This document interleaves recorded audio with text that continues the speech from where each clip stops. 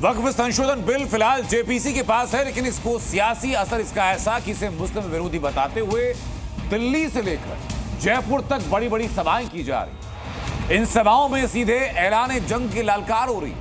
अरशद मलिक, तौकीर रजा भड़काऊ बयान दे रहे हैं। ऐसे में सवाल है कि आखिर वक्फ संशोधन बिल को लेकर ऐसे बयानों के जरिए क्या कहने की कोशिश की जा रही है। सुनने पर मजबूर हो जाओ। आप जयपुर से चलो तो दिल्ली तक जाम होना चाहिए। इस अंदाज में अगर निकलोगे तो तुम्हारी सुनी जाएगी। तो योगी जी ना तो ये कट सकते हैं ना ये मर सकते हैं। ये कटने वाली और मरने वाली कौन नहीं है। वक्फ के नाम पर भाईजान का पैगाम। हिंदुस्तान के अंदर मुसलमान के ऊपर अगर सबसे बड़ा कोई हमला हुआ है तो ये हमला है।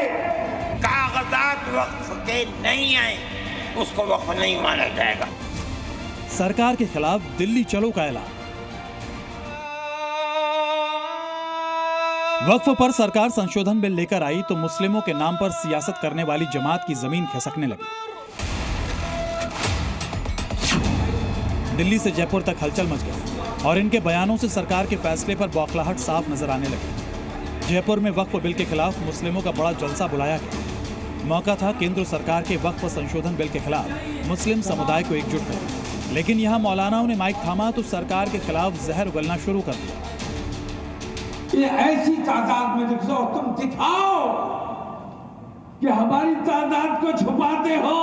जिस दिन हम सड़कों पर आएंगे तो तुम्हारी रूह कांप जाएगी और तुम हमारी बात सुनने पर मजबूर हो जाओगे। इधर मौलाना तौकीर रजा अपनी तकरीरों से मुस्लिम जमात में जोश भरने के नाम पर सरकार के खिलाफ भड़का रहे थे, कोर्ट के फैसले को बेईमानी बता रहे थे। उधर अजमेर दरगाह के सरवर चिश्ती ने केंद्र सरकार को खुलेआम धमकी दे डाली। ये मुत्तहदा मंच जिसमें हर मसलकों के लोग जिंदा हैं, तो जो योगी जी ना तो ये कट सकते हैं ना ये मर सकते हैं। ये कटने वाली और मरने वाली कौन नहीं है। जो बटेगा वो कटेगा, ना हम बटे में हैं ना हम कटेंगे।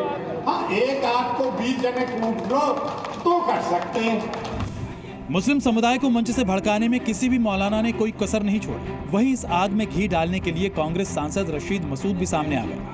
हिंदुस्तान के अंदर मुसलमान के ऊपर अगर सबसे बड़ा कोई हमला हुआ है तो ये हमला है।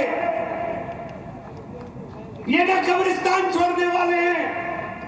ये कहते हैं कि हम वक्फ बाय यूजर खत्म करेंगे। बाय यूजर का मतलब क्या है? बाय यूजर का मतलब ये है जो बार बार कहते हैं कि हमें डीड चाहिए, हमें डीड चाहिए, डीड कहां से लाएंगे। ये पहला मौका नहीं है जब वक्फ संशोधन बिल को लेकर मुस्लिम समाज के दिमाग में जहर भरने की कोशिश की गई है। पहले भी मुस्लिम नेता और मौलाना वक्फ के बहाने मुस्लिमों को सरकार के खिलाफ भड़काने का काम कर चुके हैं। हिंदुस्तान का वो तबका जो इन मसाजिद के औकाफ को हड़प करना चाहता है, कहता है अगर किसी वक्फ जमीन या मस्जिद या किसी भी चीज के कागजात वक्फ के नहीं आए, उसको वक्फ नहीं माना जाएगा।